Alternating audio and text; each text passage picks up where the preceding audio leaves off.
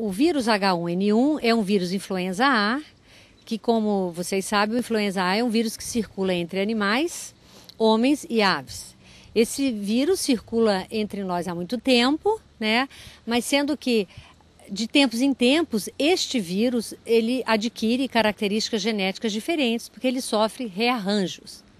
E quando ele adquire essas características genéticas diferentes, ele adquire um comportamento imunológico diferente. Então, o nosso sistema imune não reconhece esse vírus quando ele faz essas mudanças antigênicas. Essas mudanças antigênicas seriam mudanças que ocorrem na superfície do vírus, nas estruturas conhecidas por... são glicoproteínas, que são essas estruturas conhecidas como o H e o N, daí vem o nome H1N1, né? E essas estruturas é que vão fazer com que o nosso sistema imune reconheça ou não um agente invasor.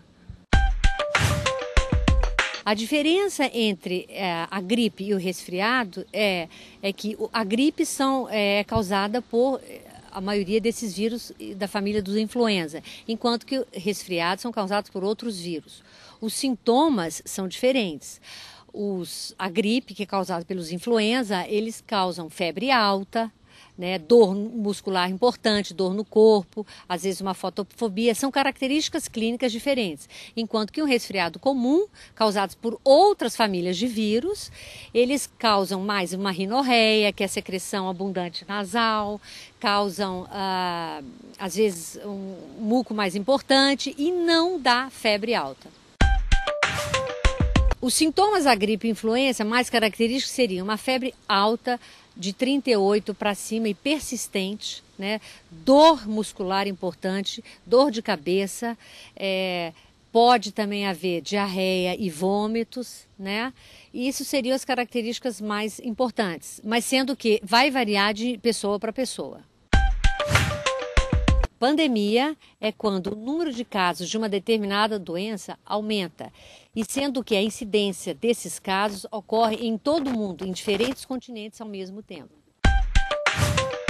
A diferença entre pandemia e epidemia é que epidemia seria um aumento do número de casos localizado em determinada região do continente. Então, por exemplo, na América do Sul.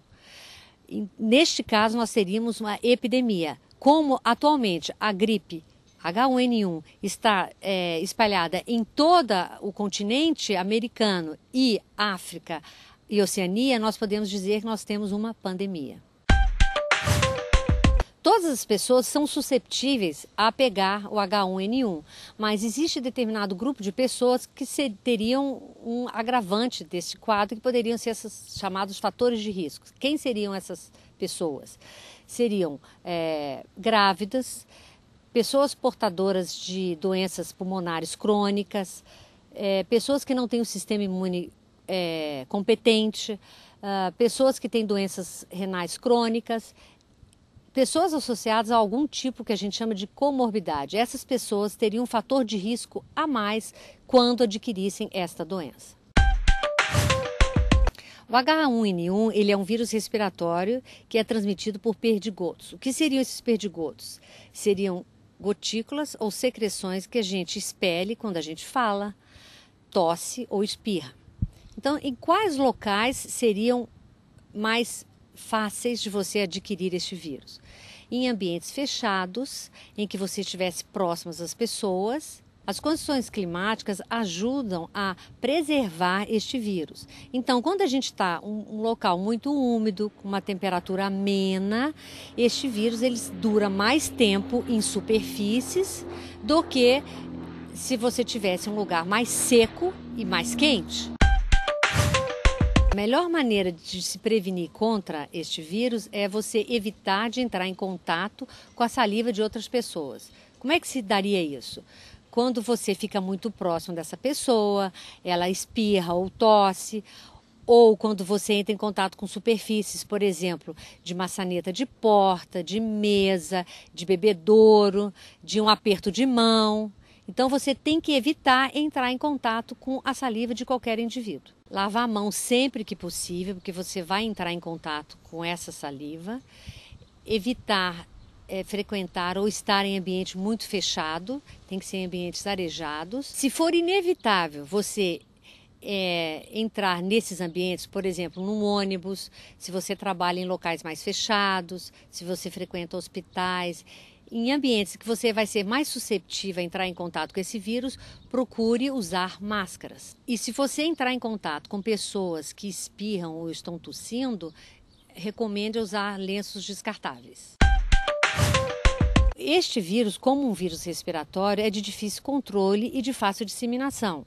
É um vírus relativamente novo, então a gente não pode categoricamente afirmar tudo sobre esse vírus. Isso requer um estudo maior, um maior tempo de prevalência desse vírus entre as pessoas, para a gente ter uma análise mais completa. Então, muitas pessoas vão adquirir este vírus, mas isso não é motivo para que se entre em pânico. E é importante vocês saberem que boatos vão surgir, mas é importante saber a fonte desses boatos para vocês levarem em consideração.